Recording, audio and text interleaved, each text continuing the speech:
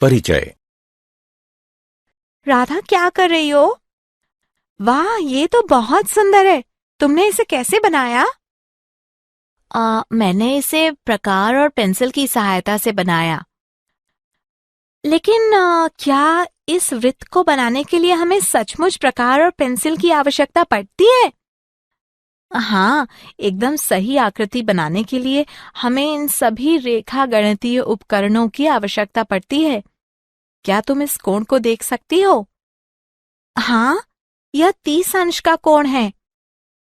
मैंने इसे प्रकार और स्केल की सहायता से बनाया है। लेकिन कैसे? मैं भी ये सीखना चाहती हूँ। मेरे साथ आओ, मैं तुम्हें सिखाती हूँ। उद्देश्य। इस पाठ के अंत में आप निम्न करने में सक्षम हो जाएंगे।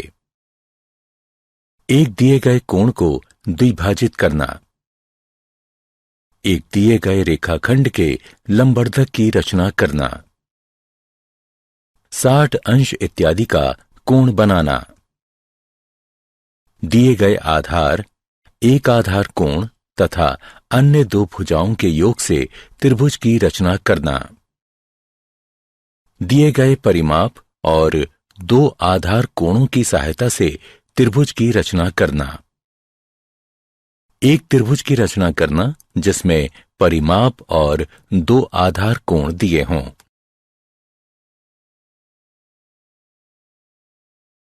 परिभाषा।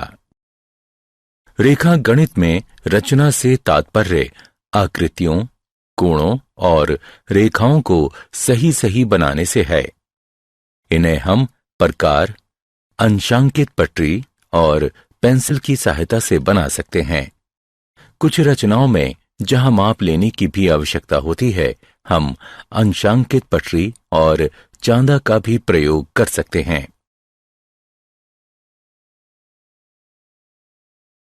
एक दिए गए कोण का समद्विभाजक। मित्रों, हम वृत्त, एक दिए गए रेखाखंड का लंबार्धक और 30 अंश और 45 अंश के कोण बनाना जानते हैं। अब हम एक दिए गए कोण का समद्विभाजक बनाना सीखेंगे। माना कि कोई कोण ABC है। अब हमें इस कोण का समद्विभाजक बनाना है। सबसे पहले हम B को केंद्र मानकर किसी भी त्रिज्या का कोई चाप लगाएंगे जो BA और BC किरणों को क्रमशः E और D पर प्रतिच्छेदित करेगा। फिर D को केंद्र मानकर DE की आधी लंबाई से अधिक की त्रिज्या लेकर हम एक चाप लगाएंगे। ठीक इसी तरह E को केंद्र मानकर DE की आधी लंबाई से अधिक की त्रिज्या लेकर हम एक और चाप लगाएंगे जो पहले चाप को F पर प्रतिच्छेदित करेगा। अब हम किरण BF खींचेंगे। यही किरण BF कोण ABC की समद्विभाजक है।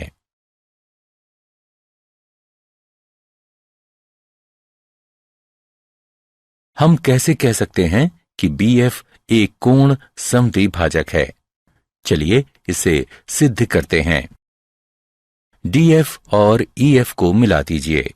अब त्रिभुजों BEF और BDF में BE बराबर BD, क्योंकि ये एक ही चाप की त्रिज्या हैं। EF बराबर DF, क्योंकि ये भी बराबर त्रिज्या की चाप हैं। BF बराबर BF, जो कि दोनों में है। इसलिए SSS समरूपता नियम के अनुसार त्रिभुज BEF सर्वांग है त्रिभुज BDF के, जिससे हमें कोण EBF बराबर कोण DBF प्राप्त होता है। इसलिए BF एक कोण द्विभाजक है।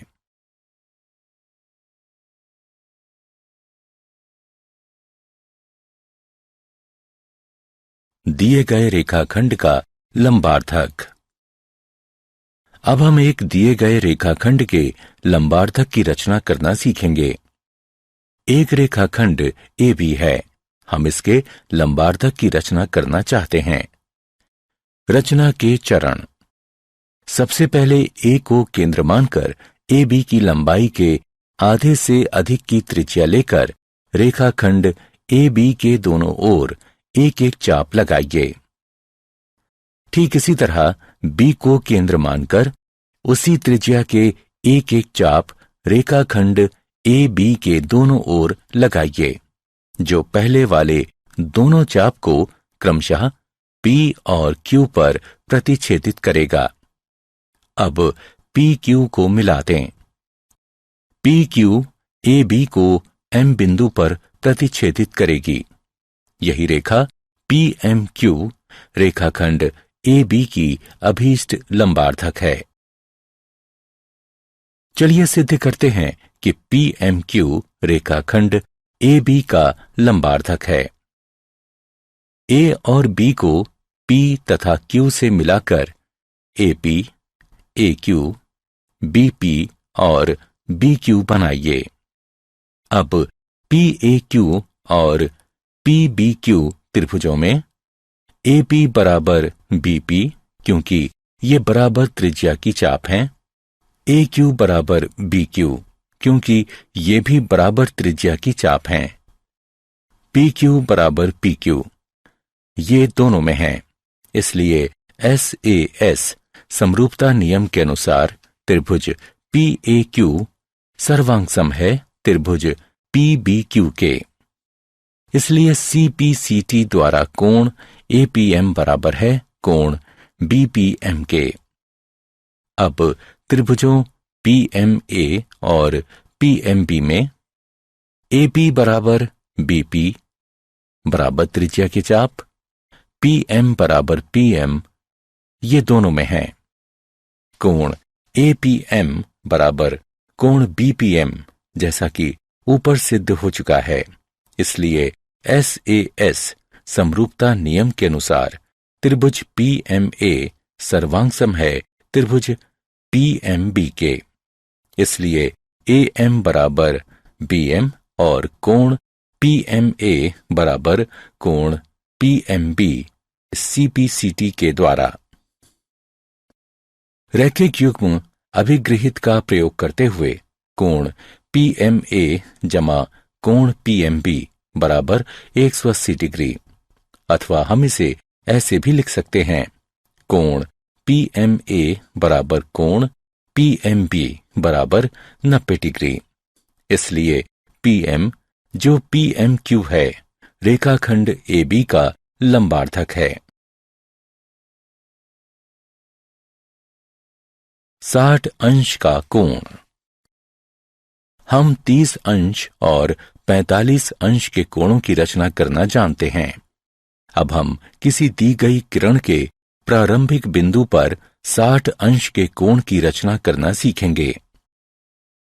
एक किरण AB है जिसका प्रारंभिक बिंदु A है। हम एक ऐसी किरण AC की रचना करना चाहते हैं जिससे कोण CAB बराबर 60 अंश हो। रचना के चरण। A को केंद्र मानकर किसी भी त्रिज्या का एक वृत्त का चाप लगाइए जो AB को किसी बिंदु पर प्रतिच्छेदित करेगा। माना कि वह बिंदु D है। अब D को केंद्र मानकर पहले वाली ही त्रिज्या का एक और चाप लगाइए जो पहले वाले चाप को किसी बिंदु पर प्रतिच्छेदित करेगा। माना कि वह बिंदु E है। अगले चरण में E से होते हुए किरण AC खींचिए। यही कोण CAB 60 अंश का अभीष्ट कोण है।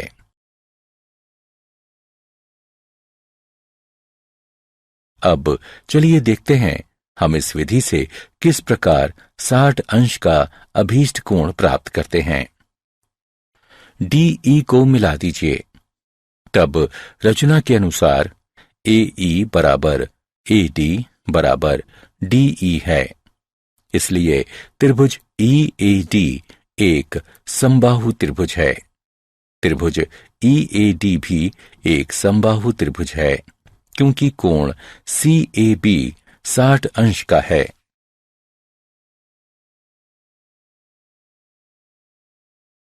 एक त्रिभुज की रचना। दिए गए आधार, एक आधार कोण तथा अन्य दो भुजाओं के योग की सहायता से त्रिभुज की रचना करना। ABC कोई त्रिभुज है। BC जिसमें आधार B एक आधार कोण और AB जमा AC त्रिभुज ABC की अन्य दो भुजाओं का योग है। हमें त्रिभुज ABC की रचना करनी है। रचना के चरण। 1. आधार BC खींचें और बिंदु B पर दिए गए कोण के बराबर एक कोण XBC बनाएं। अगले चरण में किरण BX से AB जमा AC के बराबर एक रेखाखंड BD काटें। अब DC को मिला दें और कोण BDC के बराबर एक कोण DCY बनाएं। CY BX को प्रतिच्छेदित करेगी। यही त्रिभुज ABC हमारा अभीष्ट त्रिभुज है।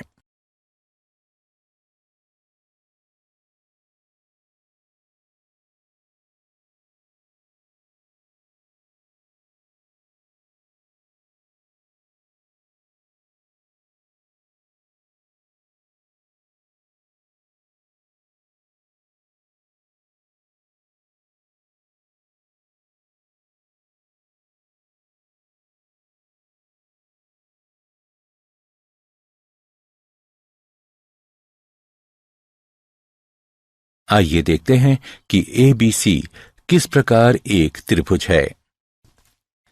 ACD त्रिभुज में कोण ACD बराबर कोण ADC रचना के अनुसार, इसलिए AC बराबर AD, तब AB बराबर BD घटा AD बराबर BD घटा AC या AB जमा AC बराबर BD। हम जानते हैं कि त्रिभुज की दो भुजाओं का योग तीसरी भुजा से अधिक होता है, इसलिए ABC एक त्रिभुज है।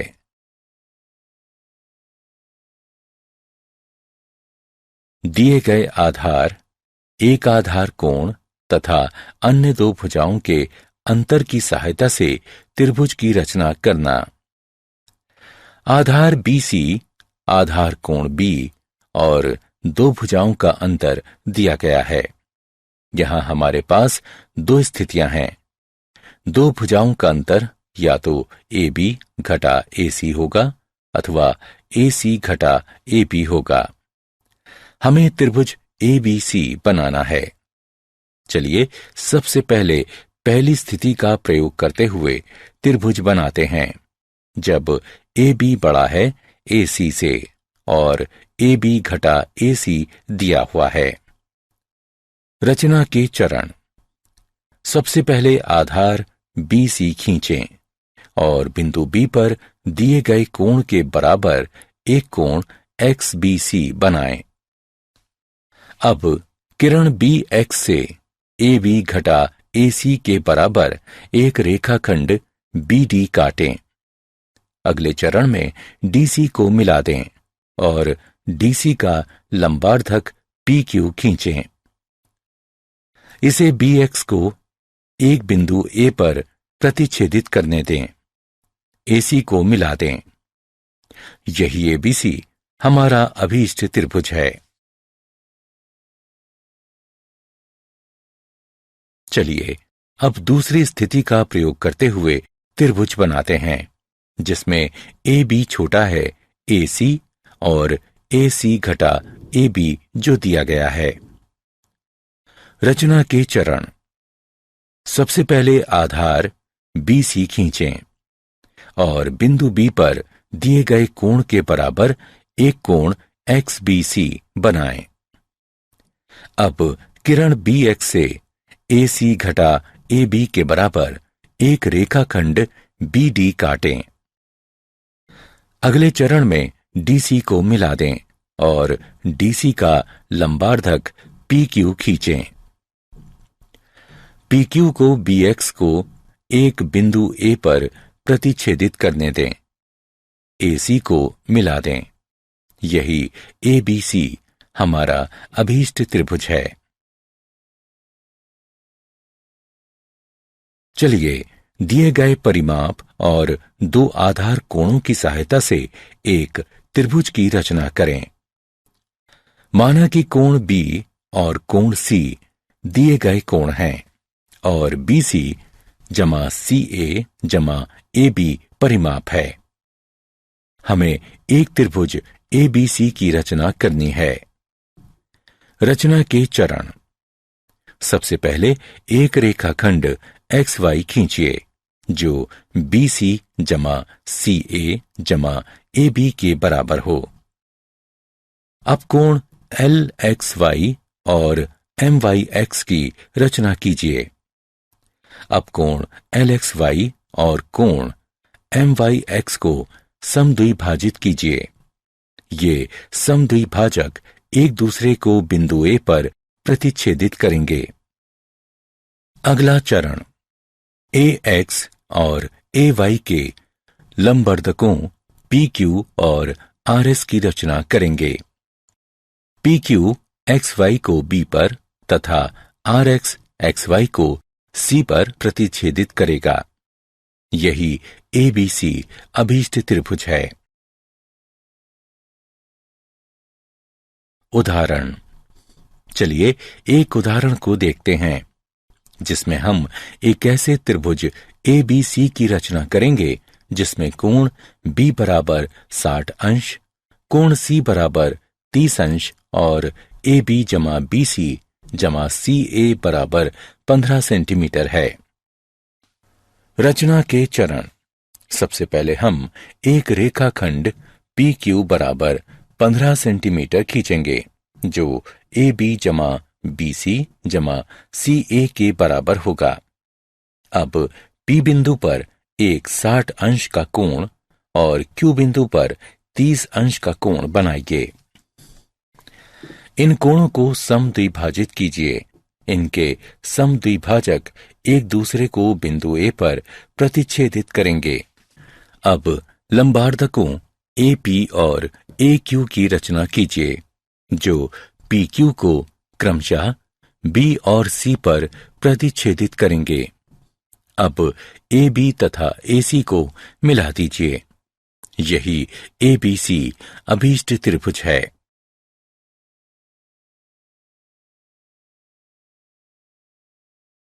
क्या आप जानते हैं जियोमेट्री शब्द ग्रीक शब्द जियो जिसका तात्पर्य है पृथ्वी तथा मैट्रिया जिसका तात्पर्य है मापना से बना है।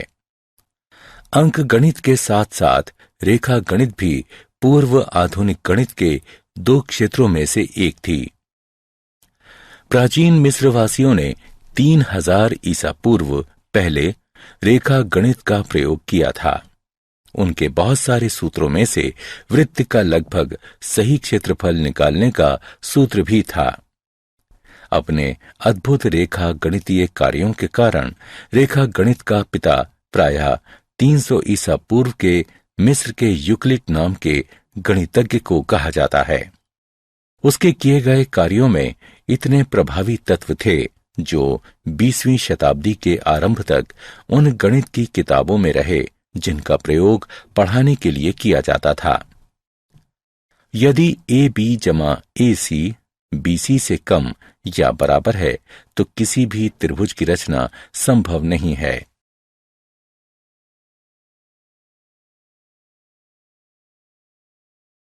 सारांश।